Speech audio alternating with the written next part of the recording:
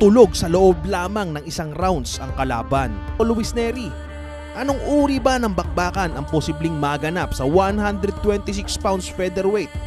Narito at ating talakayin ang bawat lakas at kahinaan kung sino nga ba ang posibleng tumiklop o tunay na manganib sakaling maganap ang rivalry match-up ng Casimero versus Luis Pantera Nery. Zolani Tete ito. Observe natin to ha. Ayan, one of the best version ni Casimero.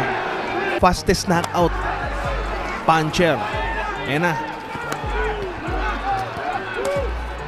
Talagang sinisira ni Casimero yung depensa. Pero isa tumama. Uy, yun, isang tumama sa sentido. Yan pong si Luis Nery dyan yan, oh, maatake. Ano yung strength naman niya? Tatalakayin natin.